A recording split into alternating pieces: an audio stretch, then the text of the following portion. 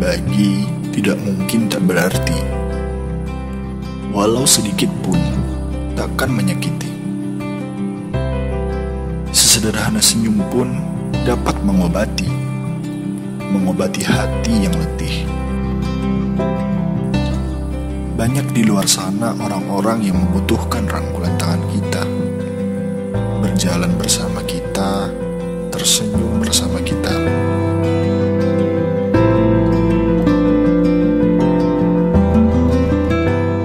Kita doakan semoga sukses dan bisa lancar dari ilmu. Semoga Tuhan beri rezeki yang banyak. Saya doakan semuanya diberi kesehatan, panjang umur, selamat dunia akhirat. Mari kita sisihkan beberapa kenangan manis pada mereka yang juga masih saudara kita yang nantinya akan membawa kita naik ke surga.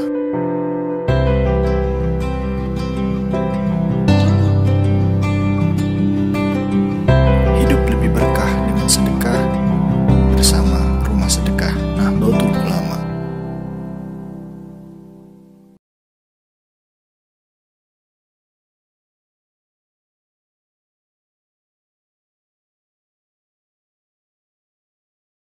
Bismillahirrahmanirrahim. Assalamualaikum warahmatullahi wabarakatuh. Bismillah walhamdulillah wassalatu wassalam ala rasulillah la hawla wa la quwata illa billah amma ba'd. Alhamdulillah rabbil alamin. Pada malam hari ini melanjutkan di dalam kitab Waitu Sahaba Al-Matirah li Sayyidi Syekh Muhammad bin Ali bin Muhammad Ba'atiyah hafidhahullah wa ra'ah. Di dalam pembahasan tarikh, di pertemuan sebelumnya kita sempat membahas tentang wajibnya menyebarkan sirah perjalanan hidup Nabi Muhammad SAW, khususnya linnasyiin, ya, bagi generasi-generasi zaman sekarang.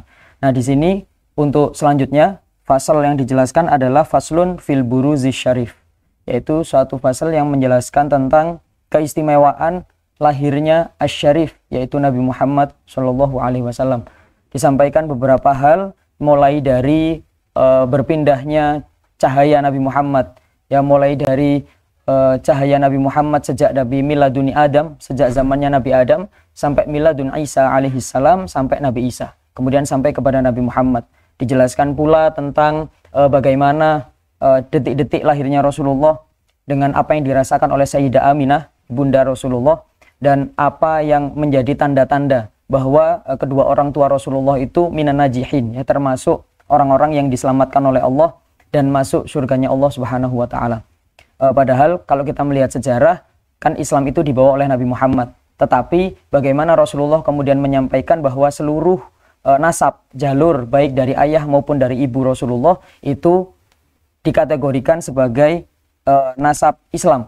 Ya, jadi seluruh nasab Kanjeng Nabi itu Islam. Jadi najuna fil jannah. Mereka semua selamat ada di surganya Allah Subhanahu wa taala. Tabarukan, ya, dengan kitab, dibaca sedikit dari ibarah kitabnya di faslun fil buruzi syarif, ya. Bismillahirrahmanirrahim. Qala Syekhul Mu'allif rahimahullahu taala wa nafa'ana bihi wa bi ulumihi wa ulumina wa ulumikum fid dharaini amin ya rabbal alamin. Bismillahirrahmanirrahim. Faslun, suatu fasal fil buruzi syarif, mengenai kelahiran Nabi Muhammad asy-syarif yang mulia. Di sini pembahasan pertamanya adalah kata kuncinya, jadi madzara'at Aminah, apa yang disaksikan oleh Sayyidah Aminah ketika wafatnya, ketika menjelang lahirnya Rasulullah, ya, pada saat proses hamil menjelang lahirnya Rasulullah, itu apa yang dilihat. Jadi madzara'at Aminah, apa yang dirasakan oleh Sayyidah Aminah. Ya, di sini diceritakan ada satu kisah bahwa Sayyidah Aminah itu ketika hamil Rasulullah itu didatangi oleh seseorang lah, ya, atahaatin. Jadi bahasanya di kitab ini didatangi oleh seseorang yang tidak dikenal. Wahia bainal yaqadhah, ya, di antara sadar, wa naum, antara tidur sama sadar. Jadi seperti orang, ya, ibaratnya orang tuh setengah, ya, setengah sadar, setengah tidur posisinya. Atahaatin, tiba-tiba didatangi sama seseorang yang membisikkan di telinganya Sayyidah Aminah. Kemudian mengatakan, apakah engkau hamil, gitu, ya. Jadi ditanya sama orang yang tidak tahu dari mana ini tiba-tiba nanya sama Sayyidah Aminah, engkau ini hamil ya? Maka Sayyidah Aminah mengatakan, faka'annani akul, seakan-akan saya mengatakan la adri. Kata Sayyidah Aminah, sepertinya pada saat setengah mimpi, setengah sadar itu saya ngomong, saya tidak tahu. Tidak tahu saya hamil atau enggak gitu. Tapi katanya orang yang bisikin tadi ngomong, kamu ini hamil. Engkau sedang mengandung. Hamilti sayyid hadhil ummah, katanya. Engkau sedang hamil seseorang yang akan menjadi pemimpin umat ini. Nah, maka kemudian Sayyidah Aminah terbangun. Ya, seakan-akan beliau sadar dari setengah tidur dan setengah sadarnya. Jadi seperti orang itu dibilang sadar, yang enggak sadar, dibilang tidur, yang enggak tidur. Itu. Jadi ditangani. Maka ketika menjelang lahirnya Rasulullah, seseorang ini datang lagi. Jadi seseorang yang sudah mendatangi Sayyidah Aminah ketika masih hamil itu datang lagi. Ya, kemudian yang mengatakan, ya sudah ini anakmu. Ya istilahnya, inilah yang engkau tunggu selama ini. Gitu. Jadi walamma qaruba awan wati hadal habib, ya ketika sudah mulai mendekat waktu lahirnya Rasulullah, maka Sayyidah Aminah di situ pertama yang jelas Rasulullah dilahirkan dalam kondisi yang luar biasa, di mana Sayyidah Aminah ketika ditanya, bahkan ini ada satu riwayat yang mengatakan bahwa Sayyidah Aminah itu sempat ditanya sama beberapa wanita-wanita yang ada di zaman itu. Jadi Sayyidah Aminah ditanya begini, engkau ini hamil ya gitu. Sayyidah Aminah jawab, iya saya ini hamil, tapi seakan-akan saya itu tidak hamil. Jadi selama mengandung Rasulullah saya tidak pernah merasakan bahwa saya hamil, cuman saya tahu kalau saya hamil itu karena saya tidak haid. Itu jawabnya Sayyidah Aminah. Ya, irtifa'u haidhi. Jadi beliau cuma bilang, saya nggak haid aja, maka saya tahu kalau saya hamil. Tapi kalau disuruh ngerasain, saya nggak ngerasakan apa-apa. Gitu. Sampai dengan lahirnya Rasulullah pun juga tidak merasakan apa-apa, tidak merasakan sakit. Sampai Rasulullah lahir pun dengan kondisi yang laisa min aqdaril wiradah syai', ya, tidak ada bekas kotoran wiladah sedikit pun yang ada di tubuhnya Rasulullah. Ini menandakan bahwa Sayyidah Aminah benar-benar tidak merasakan apapun. Nah, ini satu riwayat yang disampaikan di sini. Disampaikan itu merupakan suatu kemuliaan yang didapat, ya, baik itu dari Rasulullah maupun dari Sayyidah Aminah. Jadi disampaikan dalam baitnya Sayyid Abu Bakar Al-Adani, dikatakan hayyi umman hamalat tohal huda. Jadi ini seorang ibu, yaitu Sayyidah Aminah yang sedang mengandung Tohal Huda, yaitu Nabi Muhammad, ya, ai man hadallah bihi al-ummah ba'da dhalaliha, yaitu mengandung seseorang yang nanti oleh Allah akan diberikan petunjuk untuk menerangkan jalan setelah gelapnya masa, yaitu setelah tidak ada pengutusan Nabi dan Rasul, maka di situ Nabi Muhammad. Nah, oleh karena itu kemudian disebutkan lafadznya adalah bil Mustafa, ya, disampaikan di sini wa awal maulida bil Mustafa, kemudian syarrafat bil Mustafa, ya, dengan lahirnya Nabi Muhammad al Mustafa yang terpilih alaihi salatu wassalam, wa bihadzal hamli, dan dengan hamilnya Sayyidah Aminah ra'at, ya, beliau melihat aisyahadat wa ahassat burhana Toha alaihi salam, yaitu merasakan ternyata ada tanda-tanda yang aneh luar biasa, tidak seperti wanita-wanita yang lain. Bahkan Sayyidah Aminah itu heran dengan dirinya sendiri. Kenapa saya ini hamil tapi kok enggak seperti wanita-wanita lain ya? Wanita yang lain tuh kalau mau melahirkan ngerasa sakit, saya kok enggak gitu. Sampai nanya ke orang lain, ya enggak tahu itu kamu hamilnya seperti apa, kita enggak tahu. Kamu hamil saja ngakunya seperti tidak orang hamil. Nah, di sini maka ada beberapa keistimewaan. Maka tadi yang saya ceritakan diriwayatkan, ya, dari beberapa orang sahabat yang menceritakan tentang proses kehamilan Sayyidah Aminah, yang hanya mengaku saya cuma tidak haid saja, jadi saya tahu kalau saya hamil. Tuh, jadi itu termasuk barokahnya, ya. Kemudian dikisahkan beberapa wanita. Sayyidah Aminah ini kan termasuk wanita yang istimewa. Juga dinas di dalam Al-Qur'an, kemudian dinas dalam hadis bahwa beliau berdua, maksudnya berdua ini ibu dan ayahnya Rasulullah itu selamat di surga, ya. Jadi kalau di dalam hadis yang disampaikan di kitab mawaladani illa nikahul Islam. Jadi Rasulullah itu bersabda, saya ini tidak dilahirkan kecuali dengan pernikahan Islam. Bagaimana ceritanya Rasulullah saja yang membawa Islam belum dilahirkan. Bagaimana Islam itu ada dari kakek, dari orang tuanya Rasulullah itu asal muasalnya dari mana? Nah ini adalah dalil, salah satu dalil yang mengatakan bahwa orang tua Rasulullah, dua-duanya itu dihidupkan oleh Allah, ahyahuma, summa amanna bihi, kemudian keduanya beriman kepada Rasulullah, fa'amatahuma, kemudian diwafatkan kembali. Ini satu dalil, suatu keistimewaan yang dimiliki oleh Rasulullah. Jadi dikatakan ma waladani min sifahil jahiliyah syai' ma waladani illa nikahul Islam. Saya tidak pernah dilahirkan dari keturunan jahiliyah satupun, kata Rasulullah, dan saya tidak pernah dilahirkan kecuali dari keturunan-keturunan yang beragama Islam. Nah, di sini berarti satu tanda bahwa Rasulullah ini dilahirkan dari wanita yang istimewa. Kalau kita bicara wanita, ternyata di Al-Quran itu versi wanita kan ada dua ya. Ada wanita yang memang sudah jelas durhaka kepada Allah. Ada jelas wanita-wanita yang memang oleh Allah merupakan wanita-wanita yang istimewa. Seperti Sayyidah Aminah, itu juga sangat istimewa. Ya, kemudian Sayyidah Maryam, kemudian istrinya Fir'aun, itu juga termasuk wanita-wanita yang istimewa. Kalau dalam Al-Quran, kalau salah mau dikoreksi ya. Jadi, Daraballahu mathalan lil ladzina kafaru imra'ata Nuhi wa imra'ata Lut. Jadi Allah itu memberi contoh dalam Al-Quran itu versinya ada dua. Ini kalau dalam ilmu ulumul Quran namanya ilmu amsal Qur'ani. Ilmu amsal Quran ini ilmu yang menjelaskan tentang permisalan-permisalan yang ada di dalam Al-Quran. Biasanya kaitannya sama sejarah.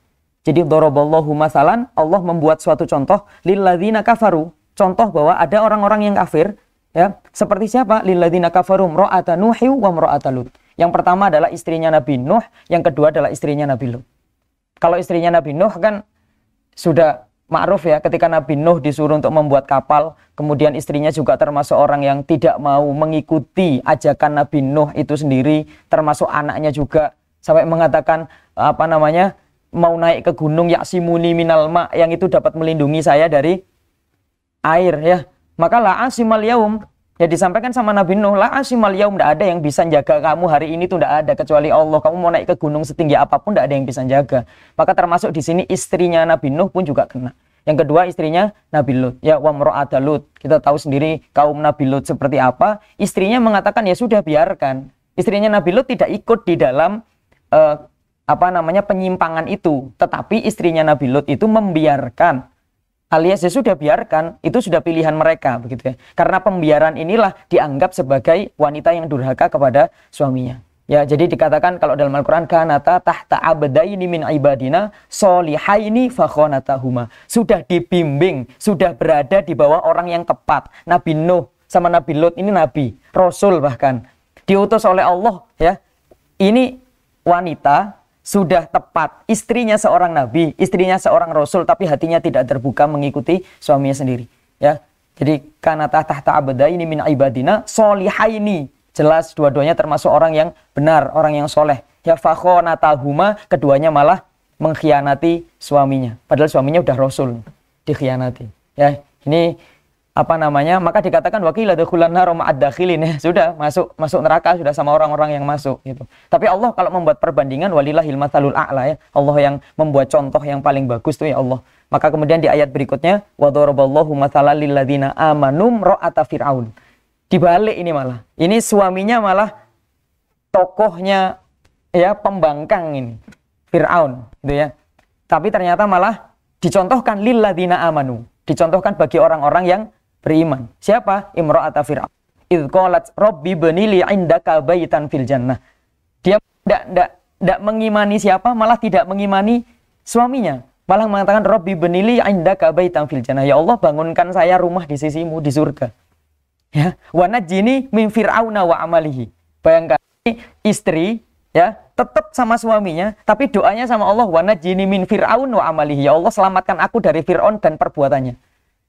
Ini, ya wa najjini min fir'auna wa amalihi, ya wa najjini minal qaumil zalimin. Contoh yang kedua siapa? Wa Maryam binta Imran allati ahsanat farjaha. Jadi Sayyidah Maryam, ya, ibnata wa Maryam binta Imran, ya. Allati ahsanat farjaha, yang menjaga kehormatannya ya. Fanafakna fihi mir ruhina, akhirnya sama Allah ditakdirkan hamil tanpa. Kemudian wasaddaq kalimat biha wa kutubihi wa kanat minal qanitin. Itu termasuk contoh wanita-wanita yang taat, yang tunduk kepada Allah Subhanahu wa taala.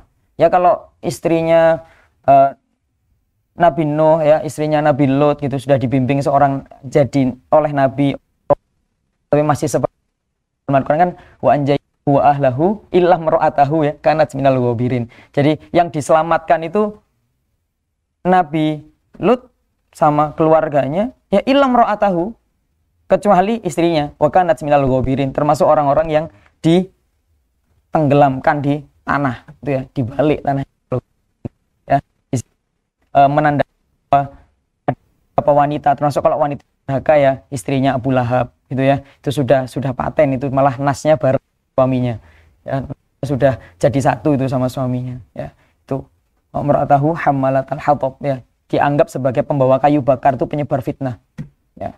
Yang paling ngeri fiji hablum mim masad, di lehernya itu dikasih apa, di leher itu kasih tali, ya, mim masad, itu yang dipintal sampai ke belakang jadi ditarik lehernya.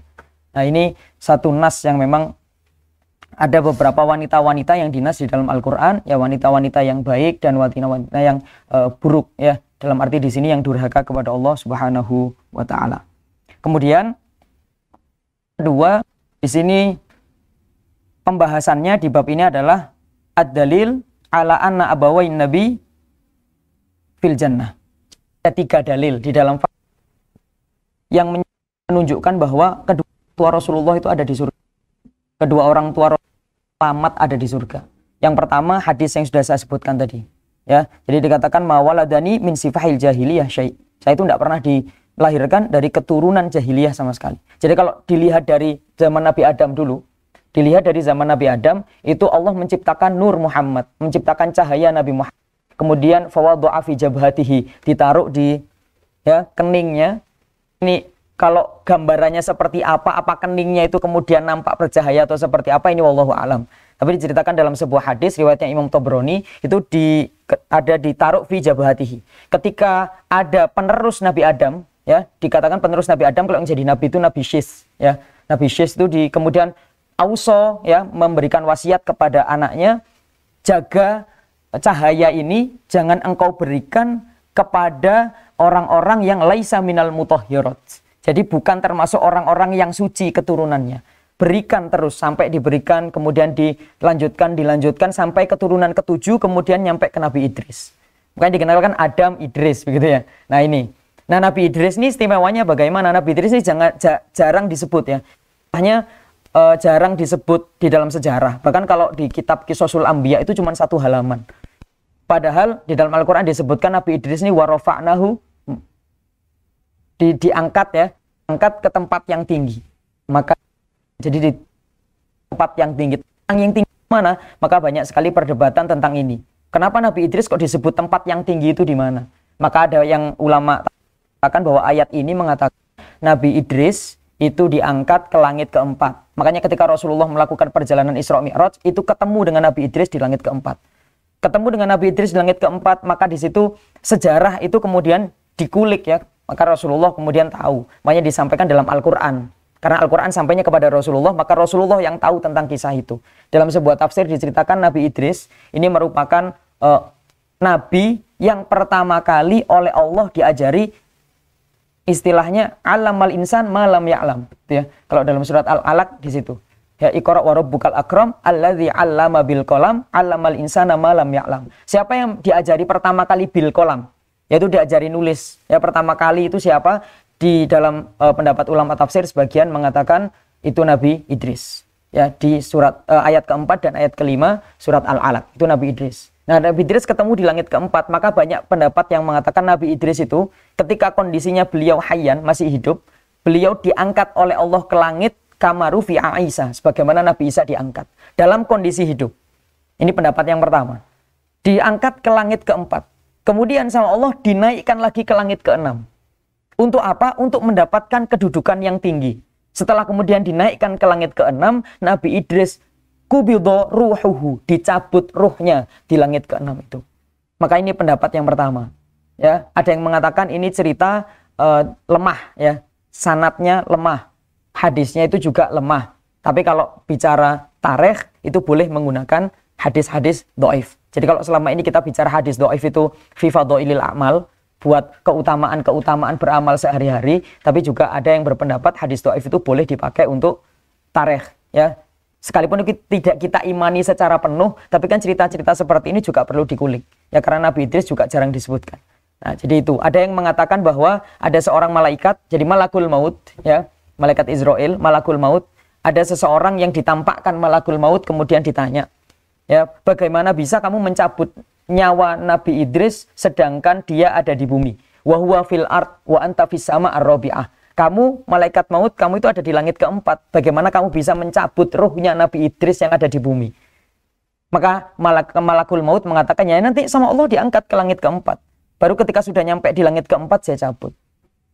Maka ada kisah lagi yang menceritakan bahwa Nabi Idris itu kemudian ditanya, di istilahnya beliau ya bertanya lah, kemudian dijawab lah istilahnya begini, kira-kira usianya itu tinggal berapa gitu. Maka dijawab usianya itu tinggal torfata ain, tinggal sekedip mata. Ini majas ya, berarti umurnya tidak lama lagi gitu. Nah di sini posisinya Nabi Idris ada di langit keempat, jadi sedang diangkat ke makanan alian, ke tempat yang tinggi. Nah, ke tempat yang tinggi maknanya adalah langit gitu ya, karena posisinya ada di atas. Bukan berarti Allah ada di langit, bukan berarti Allah ada di atas, tapi Allah menentukan tempatnya di situ. Ya, sama ketika kemudian Nabi Musa kalimullah yang ketemu dengan Allah ya, fi Turi Saina ya, di bukit ya. Kalau kenalnya Tur Sina ya, padahal Turnya itu namanya gunungnya. Ya, Tur itu artinya bukit ya, Bukit Sina. Itu. Kemudian Nabi Muhammad bertemu dengan Allah di Sidratil Muntaha ya, di mana ketika peristiwa Isra Mi'raj itu bukan menandakan Allah itu ada di langit, bukan menandakan Allah itu ada di gunung, bukan berarti Allah ada di langit keempat ketika Nabi Idris diangkat oleh Allah, bukan berarti Allah ada di langit ketika Nabi Isa ya rufi'a ilas sama diangkat ke langit oleh Allah, bukan berarti itu semua Allah ada di langit ya itu. Jadi istilahnya bukan itu tempatnya Allah, karena Allah itu tidak bertempat, tidak butuh tempat ya, la yahtaju ila makan ya, nggak butuh tempat, nggak butuh ujung, nggak butuh batasan, nggak butuh kanan, nggak butuh kiri ya, itu Allah. Nah sampai kalau berpendapat kemudian bahkan ada beberapa video, kenapa sih ketika ulama ahlu sunnah mengatakan Allahu Akbar, kenapa tangannya mesti begini, tangannya mesti ngangkat begini ya, ketika ngomong Allahu Akbar kenapa tangannya ngangkat ke atas? Ini yang pertama. Yang kedua, banyak sekali dalil-dalil yang mengatakan begini. Nah kemudian kalau orang ahlu sunnah, maaf ya, mereka menyebut kita bukan orang ahlu sunnah, kalau orang ahlul bid'ah itu mengatakan bahwa kita, maksudnya ini, mereka ngomong kalau orang ahlul bid'ah itu mengatakan Allah nggak ada di langit, Allah tidak bertempat, Allah tidak butuh tempat, maksudnya ya, Allah tidak butuh tempat. Kenapa mereka kalau menyebut Allah kok tangannya mesti begini? Terus kenapa mereka kalau berdoa kok mesti begini? Mengadahkan tangannya menghadap ke langit. Kenapa kok begitu? Nah, ini kan pertanyaan dari mereka yang dilempar ke kita, yang mengaku kita adalah orang ahlu sunnah. Mereka juga ngaku ahlu sunnah. Mereka disebut Wahabi itu tidak mau. Mereka ahlu sunnah. Ya karena mereka menurut mereka yang paling sunnah kan. Kita juga menyebut diri kita ahlu sunnah. Nah, bagaimana caranya kita melawan ya pendapat mereka? Bahkan ada video-video beberapa ulama-ulama kita yang dipotong-potong sedang mengangkat tangannya seperti ini, mengatakan kalau nggak ngakui Allah di langit, terus kenapa begini? Gitu kan?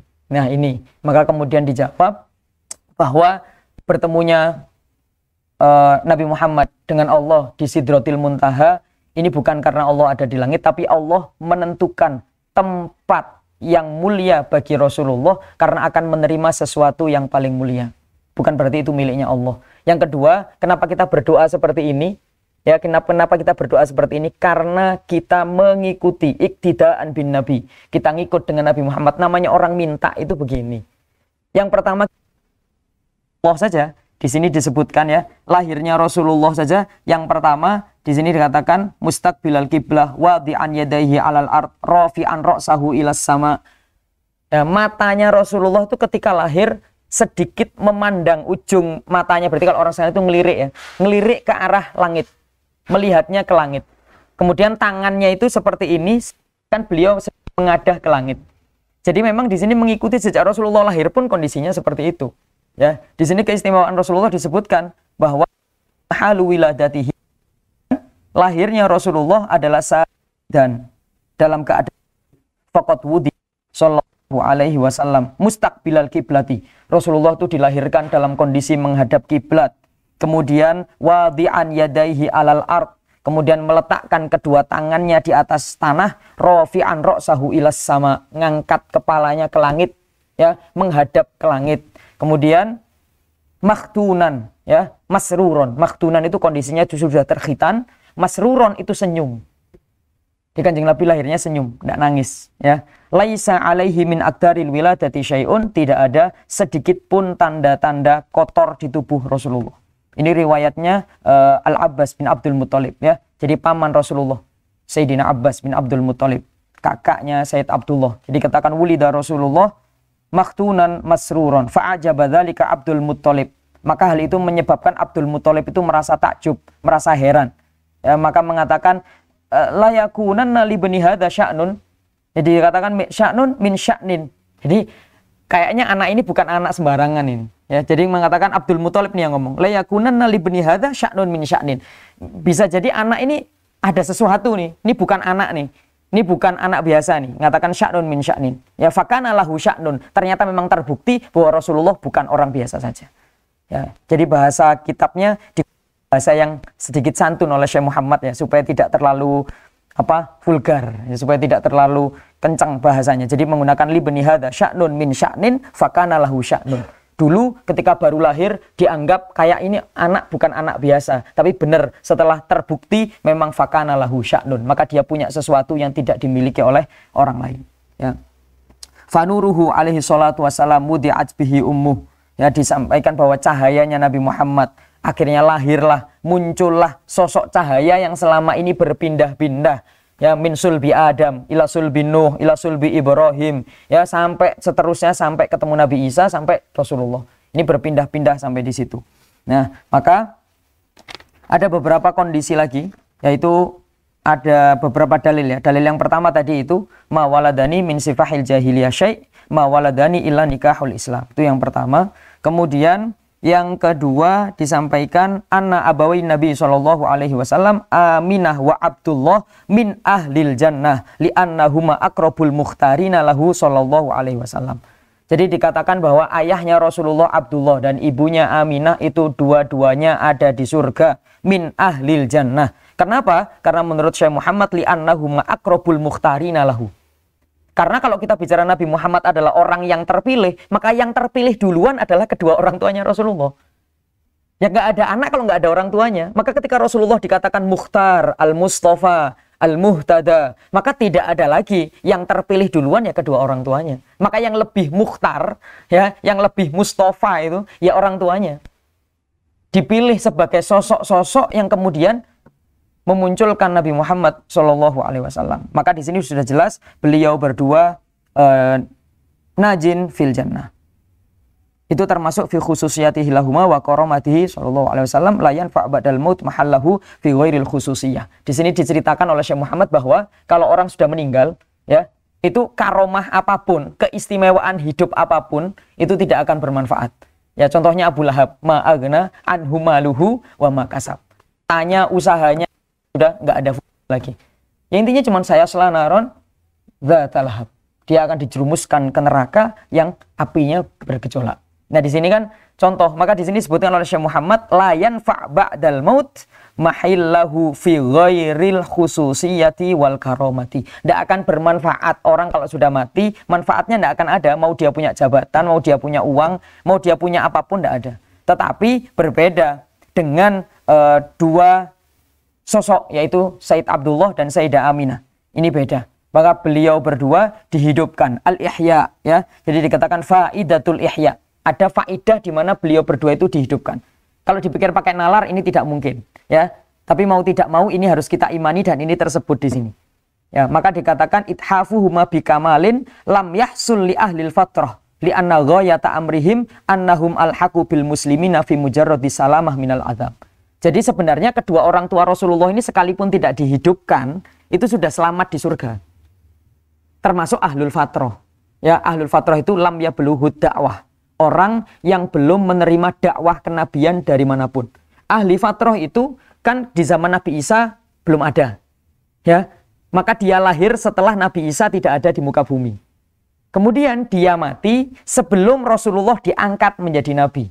Maka ini namanya ahlul fatrah. Orang-orang yang ada di dalam masa kekosongan yang tidak mendapatkan dakwah kenabian, maka ini dianggap semuanya selamat di surga. Karena mau disalahkan karena atas dasar apa? Karena mereka benar-benar tidak tahu. Maka di sini mereka itu selamat di surga. Maka Sayyid Abdullah dan Sayyidah Aminah seharusnya juga min ahlil fatrah, termasuk ahli fatrah, seharusnya selamat, seharusnya masuk surga. Tetapi di sini disampaikan ithafuhuma bikamalin lam yahsul li ahlil fatrah. Maka dengan dihidupkannya Sayyid Abdullah dan Sayyidah Aminah ba'da wafatihima, setelah keduanya wafat, itu menyempurnakan sesuatu yang tidak didapatkan oleh semua ahli fatrah. Kalau ahli fatrah cuman surga, tapi lam yalhaqu bil muslimin. Mereka tidak dianggap sebagai orang muslim. Tetapi Sayyid Abdullah dan Sayyidah Aminah dikatakan alhaqu bil muslimina. Ya, jadi beliau berdua ini dikategorikan termasuk orang muslim, laisa bi mujarradi salam minal azab. Bukan cuman karena biar selamat dari siksa saja. Kalau ahlul fatrah yang lain kan tidak muslim, tapi tidak disiksa, kan begitu. Tapi khusus ya untuk suatu kesempurnaan yang tidak didapat, maka di situ.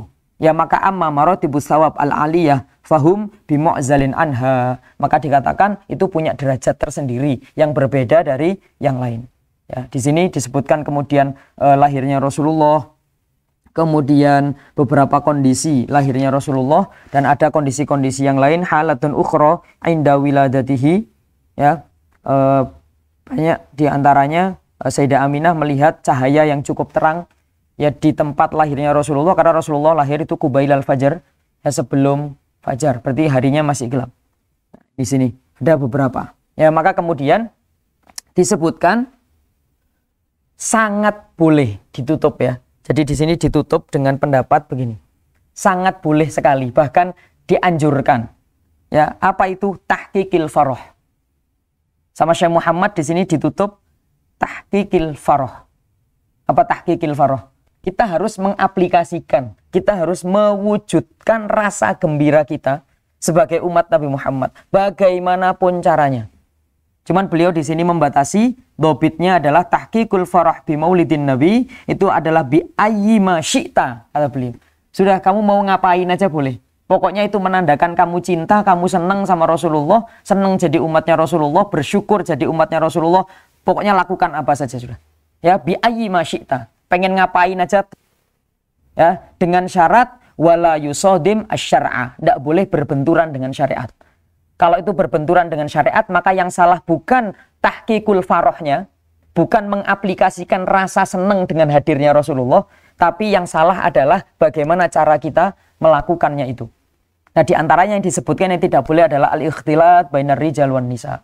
Tidak boleh kalau salah satunya kita mau tahqiqul farah bi maulidin Nabi, mau meringati maulid, mau melakukan hal-hal yang merasa kita itu gembira dengan kehadiran Nabi Muhammad, tidak boleh ada al-ikhtilat bainar rijal wan nisa. Tidak boleh ada campur antara laki dan perempuan.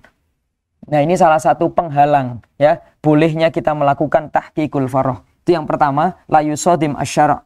Ya, kemudian dan tidak disambung dan tidak dicampuri dengan sesuatu yang sifatnya makruh au muharram.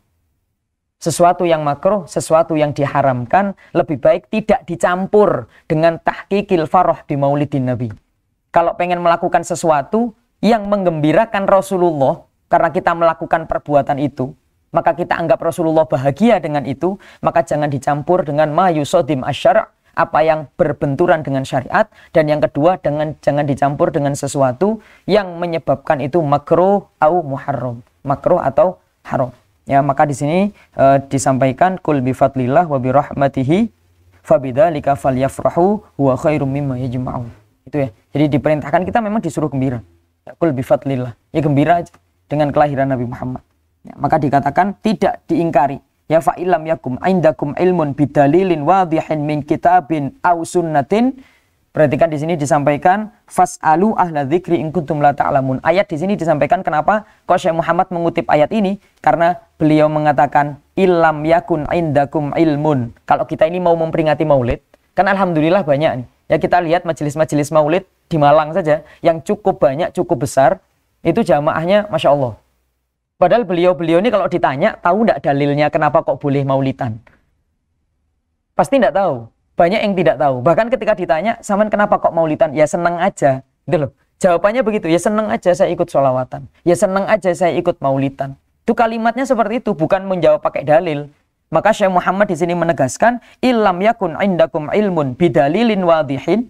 Kalau semua di sini tidak punya suatu dalil yang jelas, min kitabin, baik dari Al-Quran, au sunnatin, atau dari sunnah hadis Nabi, fahumul ladzina yastakhrijunal ahkama min masodiriha wa indaha fa innaha lil wasaili hukmin al maqasidu. Maka di sini disampaikan, kalau kita tidak punya dalil, ya sudah, kita nanya kepada orang-orang yang punya dalil. Kalau mereka mengatakan boleh, ya kita boleh. Maaf ya, di sini bukan nanya dalil bolehnya maulid, bukan nanya dalilnya. Ketika kita tidak tahu dalilnya bolehnya maulid, kita tidak nanya. Misalnya datang ke kiai atau datang ke ustadz, nanya dalilnya apa. Bukan nanya dalilnya. Tapi cukup kita lihat mereka, kalau mereka melakukan amalul maulid, fitahkikil farah, selesai. Ya, maka disampaikan di sini sudah jelas. Jadi tidak perlu nanya. Karena yastakhrijunal ahkam min masodiriha. Karena ulama-ulama itu sudah mengeluarkan hukum dari sumber-sumber aslinya. Ngatakan maulid boleh dilakukan itu bukan sembarangan. Jadi cukup kita melihat mereka, ya. Fa innalil wasail hukmal maqasid. Maka dengan wasail kita mendapatkan hukum apa yang kita tuju. Siapa wasailnya? Ya para ulama. Kalau kita mau sholat supaya suci, wasailnya pakai air, wudu. Kalau nggak ada air, debu. Kalau mau istinja, ya pakai air. Nggak ada air, pakai batu, kan begitu ya. Nah ini wasail. Tapi kalau wasail untuk mendapatkan kegembiraan dengan peringatan maulid Nabi Muhammad, kita lihat saja guru-guru kita. Kalau beliau-beliau ternyata melakukan maulid, melakukan peringatan apapun yang berkaitan tentang Rasulullah, ya, mulai dari nuzulul Quran, mulai dari Isra Mi'raj, tahun baru Hijriyah, Muharram, ya, sampai dengan peringatan maulidnya Nabi Muhammad, cukup melihat beliau-beliau lil wasail. Maka dengan adanya wasilah, maka tujuan itu sudah tercapai. Cukup dilihat beliau. Oh, beliau ini baca maulid. Oke, berarti maulid itu boleh. Cukup seperti itu. Ya, itu pendapat menurut beliau seperti itu. Fa in kanal maqsudu min dzalika ta'bir ahsanan la yartaqib fihi ma yukhalifu syari'ah min muharramin aw tarki wajibin minal wajibati fala tamna'uhu syari'ah fi hadzal amr. Kalau orang memperingati maulid itu tujuannya untuk at-ta'bir, ya, hasanan, tujuannya untuk mengungkapkan suatu kebaikan, wala yartaqibu fihi ma yukhalifuhu syari'ah, dan tidak melakukan apa yang dilarang oleh syariat, min muharramin, dari perkara yang haram, au tarki wajiban minal wajibati, meninggalkan hal yang wajib, ya, saking senangnya sholawatan sampai nggak sholat, nah misalnya begitu, ya, ini kan min tarki wajibin minal wajibati, ya, fala tamna'hu asyari'atu, maka tidak ada syariat yang melarang untuk melakukan peringatan maulid, ya. Wa amrul ibahah wasi'un wa qad atal ahbash ila masjidihi alaihi salatu wassalam wa abbaru an farhihim bil aid, ya, bi uslubihim wa bi tariqatihim, ya, maka banyak sekali para sahabat, orang-orang di zaman Rasulullah, ya, yang sangat gembira dengan kehadiran Rasulullah. Makanya macam-macam. Bahkan ada seorang perempuan yang bernazar kalau Rasulullah selamat dari perang, dia mau mukul dufuf, ya, mukul terbang, ya, mukul dufuf itu di atas kepalanya Rasulullah, ya, nazarnya begitu. Jadi mau kalau Rasulullah datang selamat, masih hidup, nggak meninggal dalam perang, nazarnya mau mukul dufuf, ya, fauqa ra'sih gitu. Kemudian pas Rasulullah datang selamat, nanya, ya Rasul, saya punya nazar mukul dufuf nih, mukul terbang nih, boleh enggak? Tapi di depan engkau, di atas kepalanya engkau. Kata Rasulullah, sudah, if'ali, lakukan.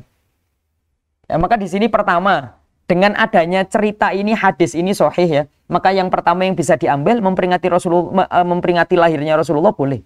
Gembira dengan Rasulullah boleh. Dan pakai terbang juga boleh. Ya, udah, ini satu cerita sudah masuk nih. Ya, seneng Rasulullah hadir. Kalau sekarang kan kita tidak bisa lihat Rasulullah hadir, ya. Maksudnya kita tidak bisa real lihat, ya, fil yaqadhah, kondisi sadar begini kan tidak bisa.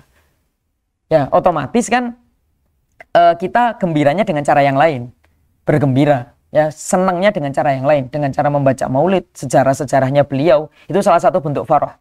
Kalau perempuan ini mukul terbang, kita sholawatan pakai dufuf, ya, pakai alat.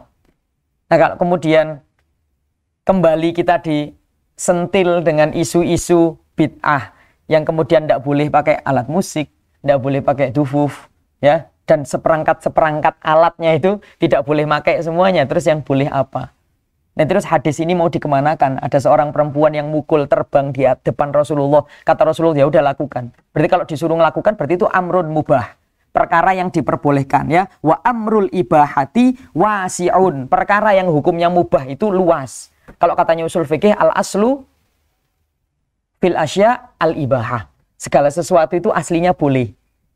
Kecuali jika muncul dalil yang tidak memperbolehkan. Itu yang kita pakai. Jadi lumayan fleksibel. Ya, kalau bahasanya orang NU itu apa? Tawasud ya. Ya, itu. Jadi masih seimbang lah. Ya itu. Tapi kalau kemudian orang sebelah menggunakan kaidah usul fikih yang lain, ya sudah. Ya.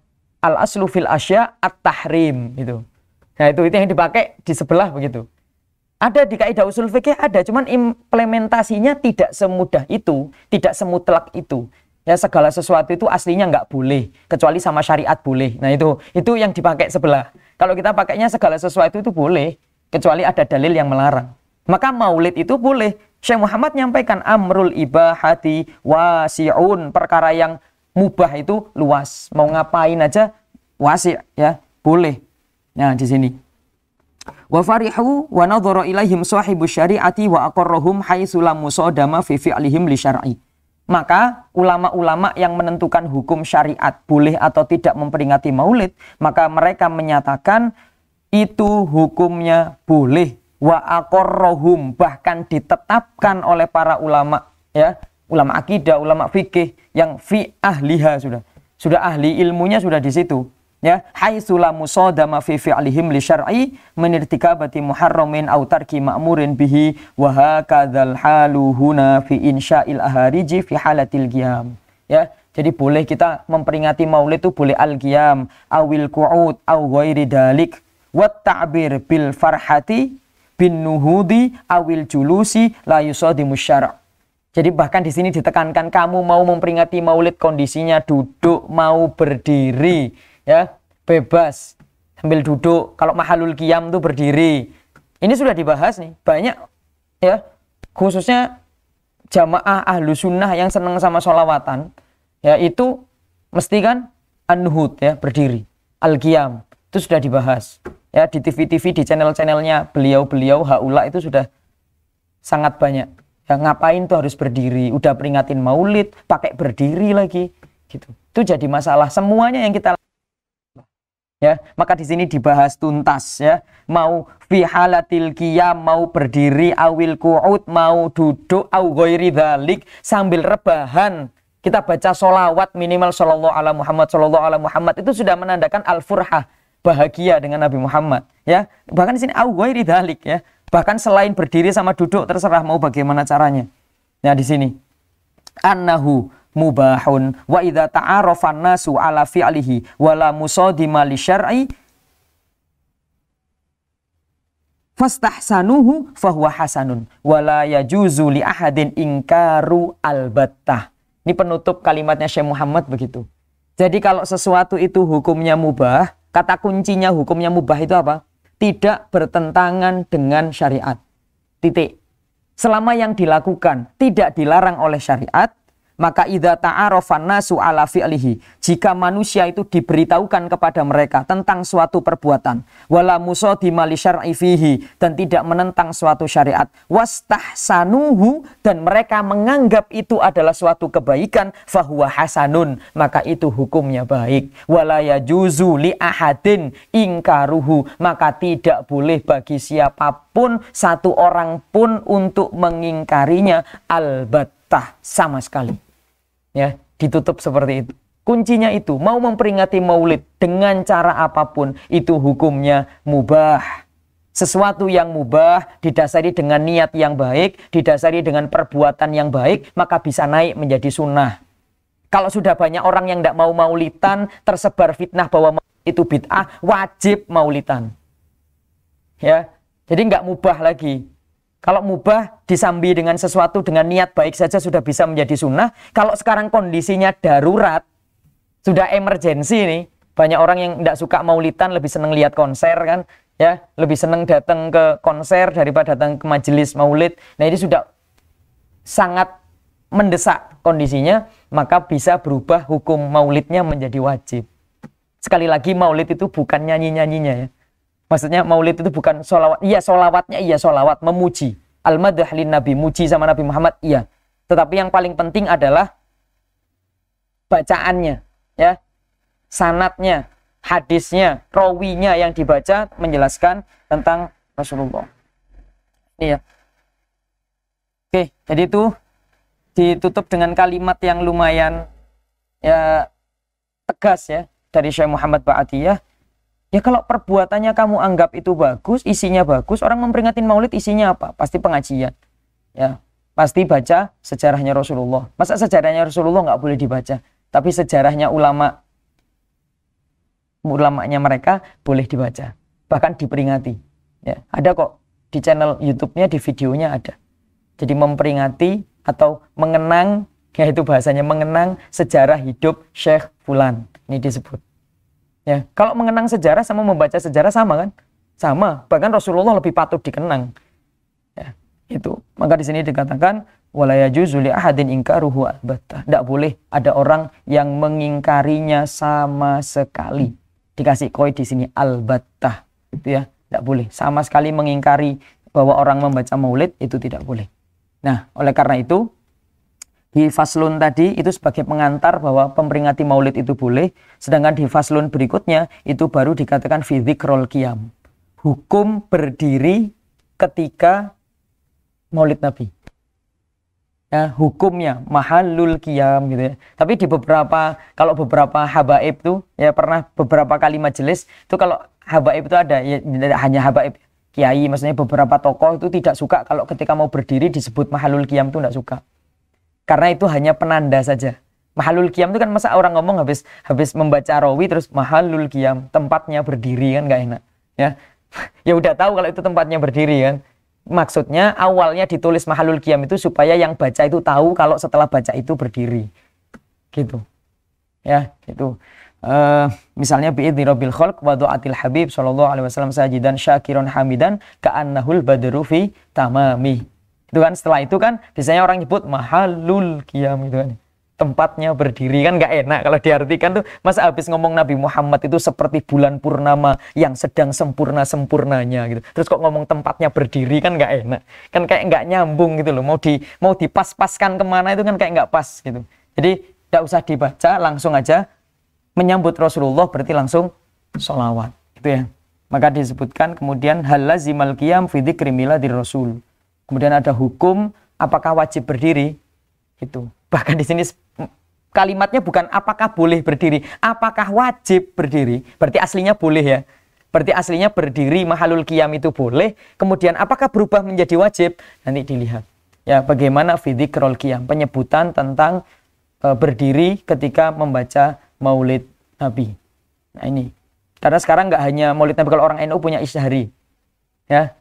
Punya isyhari yang itu merupakan suatu hal yang sangat disorot oleh tokoh sebelah, itu sangat disorot. Itu ngapain gitu ya, tepuk-tepuk gitu kan. Nah itu sangat disorot sekali, maka ini kita bahas ya. Itu tepuk-tepuk tuh boleh nggak? Jelas boleh. Mukul terbang aja boleh, masa mukul tangannya sendiri nggak boleh ya.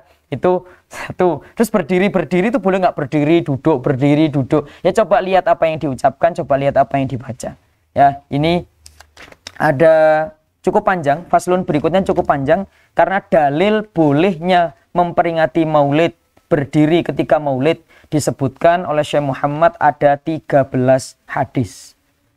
Ya. Ini mutlak. Kalau pertemuan berikutnya saya bahas 13-13-nya, maka ini tidak ada yang bisa membantah.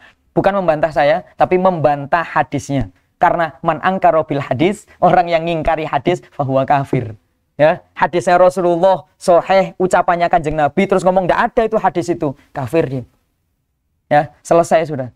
Maka kalau mereka mengatakan maulid itu tidak boleh, kita sudah bawa hadis, mereka tetap ngomong tidak boleh, maka mereka tidak mengatakan suatu kebenaran, melainkan mengatakan sesuatu sesuai dengan hawa nafsu mereka. Ya, maka pertemuan berikutnya bolehlah ya, 13-13-nya kita bahas. Jadi keluar dari kelas, keluar dari sini, langsung dapat 13 dalil bolehnya maulid. Tidak cuma ngikut ulama ya, karena mereka ngambil hukum min masodiriha, tapi kita tahu sama dalil-dalilnya, berarti kita ulamanya. Gitu ya. Ya ulama itu kan maknanya alim. Alim itu orang yang tahu. Ya bukan ulama itu maknanya ya ulama yang sekarang selama ini kita tahu ya, tapi ulama kan maknanya alim. Berarti kita orang yang tahu. Tahu tentang apa? Ya tahu yang kita ketahui. Di antaranya dalil maulid. Kita sudah tahu berarti alim ya. Fit dalil anil maulid an miladir rasul. Di sini disebutkan ada 13 ya. Dibahas di pertemuan selanjutnya. Mungkin cukup untuk pertemuan malam hari ini ya. Ditutup dengan di sini yang disampaikan ya, kul bi fadlillahi wa bi rahmatihi fabidzalika falyafrahu huwa khairum mimma yajma'un gitu ya. Jadi diperintah untuk bahagia dengan suatu keutamaan yang Allah berikan, yaitu dengan adanya Nabi Muhammad dan dijadikannya kita sebagai umatnya Nabi Muhammad sallallahu alaihi wasallam. Wallahu a'lam bishawab. Subhanakallahumma wa bihamdika asyhadu an la ilaha illa anta astaghfiruka wa atubu ilaik. Rabbana taqabbal minna faqabbalna bisirril Fatihah. Alhamdulillahirabbil alamin arrahmanir rahim maliki yaumiddin iyyaka na'budu wa iyyaka nasta'in istaqim siratal ladzina an'amta 'alaihim ghairil maghdubi 'alaihim waladdallin amin wal 'afu minkum wallahul muwaffiq ila aqwamit thoriq. Wassalamu alaikum warahmatullahi wabarakatuh. Waalaikumsalam.